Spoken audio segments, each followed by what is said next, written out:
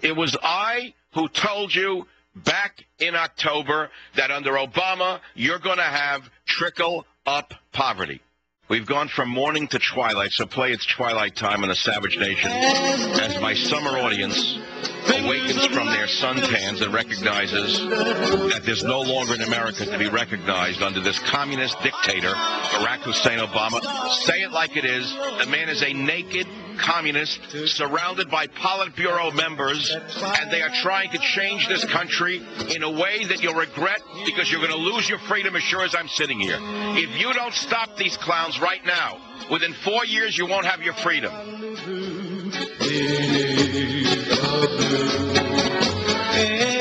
All right, what's the point of me getting excited? I've been banned from Britain. I guess next I'll be banned from America. Maybe they could send me to Devil's Island. Now, I wrote this in October of 2008, and I want to read you what I wrote.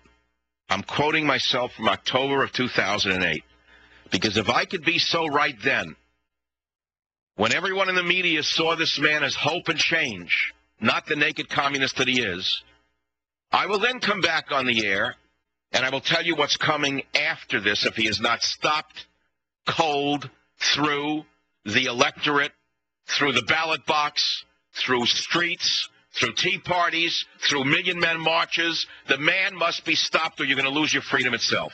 That's what's happening. You have to understand what I'm saying to you.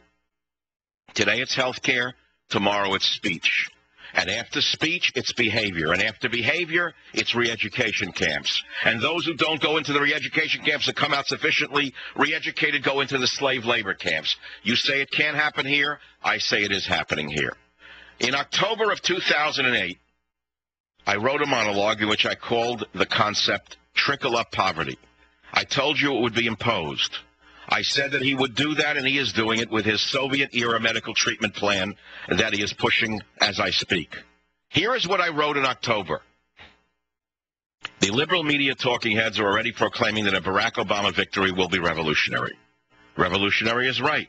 The last great revolution took place in Russia. Within a year of the Russian Revolution in 1917, the communist leader Lenin brought the Russians change they could believe in. He created an economic system in which, one, all industry was nationalized and strict centralized management was introduced. 2, obligatory labor duty was imposed onto non-working classes or people who had money. 3, food was rationed and centrally distributed. 4, military-like control of railroads was introduced. Private enterprise became illegal. Next, Stalin took over the Soviet Union years later. What did he do? He imposed a state-run system of socialized medicine, which is almost a duplicate of what Obama is trying to do. He formed a strict, centralized cultural administration and ideological control system. In other words, re-education. I went on in October of 2008. There is every reason to believe that some kind of socialist revolution will occur under BO. Bush has already imposed socialism on the banks. Now remember, I wrote this in October. And Obama promises to do more of the same. The Soviets put people with money to work in factories. Here's what I predicted. Under Obama, the business owners in this country who drive the economy will be put to work by being forced to pay crushing taxes that will fund gold-plated health care for illegal aliens and welfare recipients. Private enterprise may not actually be made illegal, but so many businesses will die under an Obama administration that the same goal will be accomplished. Instead of trickle-down economics, we'll have trickle-up poverty. That was from October 15, 2008, on the most predictive radio show in the United States of America. We have gone from Reagan's phrase, "It is morning in America," to "America is morning." Play It's Twilight Time while I catch my breath and take my calls on the Savage Nation. It's twilight time. Out of the mist, your country is dying. A young man from the slums of Chicago has one goal in mind, and that is to make everyone equal, to make everyone the same.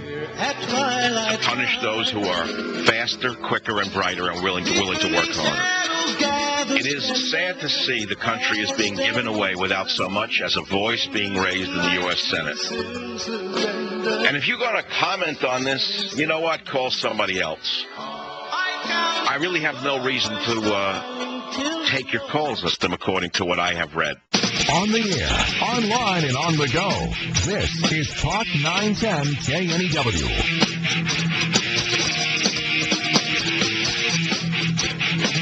All right, so we've gone from religion to politics. Now we're going to go back to religion. Now that we got politics out of the way, I think we can go back to religion, okay? But, you know, at a certain point, religion is political and politics can be religious. And you got to understand that to the politicians today, particularly the Democrat socialists, their religion is government itself. Their temple is Congress. Their God is money, or actually their God is power, because most of them don't have money.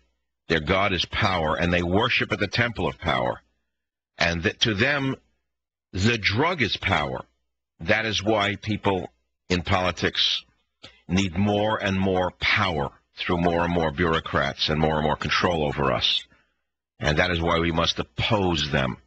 We are not living in a dictatorship yet. We are protected by our Constitution, which is why it's so sad that a woman of such low caliber as Sonia Sotomayor will be on the Supreme Court. Of course, they're replacing Breyer, a liberal, with another liberal. I expected that. But they could have chosen a liberal with some kind of legal genius. I mean, I've met liberals who are lawyers who are brilliant people. She's not brilliant. This is not a brilliant woman. And you may say, well, maybe that's a blessing. Maybe it is a blessing. I don't know. You could say it's a blessing that we don't have a brilliant liberal, but does it matter? It's all a vote anyway at the end of the day. 1-800-449-8255, New York. No, let's go to Los Angeles, okay? The show is heard all across the country, as you know. Let's start on KGIL in L.A. Earl, welcome to the Savage Nation. Hey, Michael, I got to tell you, I love you so much, and you are doing such a great job, brother. I've been with you for at least for the last year, listening to you just about it. Thank you. Well, you know what? It takes one person at a time to make a show. So what was your religious path? I started off in a very evangelical, charismatic Christianity. I moved on, and this is why the political is important, to a more a fundamentalist Christianity. And politics is all throughout that. And you really have to have a grasp on politics.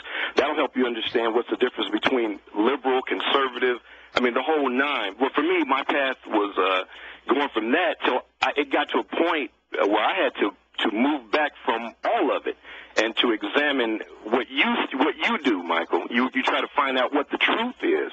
Yeah, good luck. Yeah, but it's like pondering your navel at a certain point. In other words, you can analyze things to death and wind up with no one but yourself and a dog too. Absolutely. If you keep it simple, man, I got to tell you, you to me are the very nemesis of Obama, because he is all about subtlety. You are all about just straightforward talk. You don't care who hates. You don't care how people feel about it, or matter of fact, the more people. Well, I know maybe it's foolish, looking back 15 years of speaking my mind without any red lights on the roadway. I mean, it's gotten me in a lot of trouble too, Well, absolutely. Well, wait a minute. Here's where you have to, man. I can't encourage you enough. Do you know that one of the main characteristics of Satan, the Bible talks about his subtlety? I mean, Obama. Here, the best reading that you will probably get, I don't know if you've read this before, it's an interview by this lady called Kathleen F-A-L-S-A-I-N-E, Fasani. But anyway, she interviewed Obama to figure out what he believed. And as a man thinketh, so he is. All you need to do is get into what the guy thinks, his belief system, and that tells you everything. I mean, he is so subtle. You don't know whether he's Christian. Well, he's a politician in that regard. I've read Aristotle's The Politician, so I understand they're all the same in that regard. They never speak the truth. They speak in syllogisms, and they never tell you anything. They let you believe what you want to believe. But your own path, you started as a regular Christian evangelical. You became what next? After I became a fundamentalist Christian. And then what? See, the church I was at, the guy was so heavy-handed. He told people it was like living in a dictatorship. That's what it was like, and that's why I understand that. That's right. Religions can become very dictatorial and very hierarchical, which turns me off. Did you then become something different, religious-wise? You know what? I almost became heretical if a Christian, a dogmatic Christian looked at me, and I was a dogmatic Christian. He'd say, hey, man, you're believing all these universal things. I guess I became Gnostic or a New Age belief. But I actually pulled back, and I started using terms like truth and trying to find out or what universal laws were as opposed to... But what are you today? Are you a practicing Christian today? You know what? This is really huge. I can't pull back so far while I lose my whole foundation. So that's correct. But I'm saying, but you're still a Christian, I hope. You know what? I almost lost it, really, until I started observing that. But that's the problem, Earl. You'll find out if you disconnect your moorings to such an extent that you're floating at sea, you're going to have nothing. And then you're going to be in the sea of darkness. You may never find your way back. Don't cut that last line to that religion. Say this, Michael.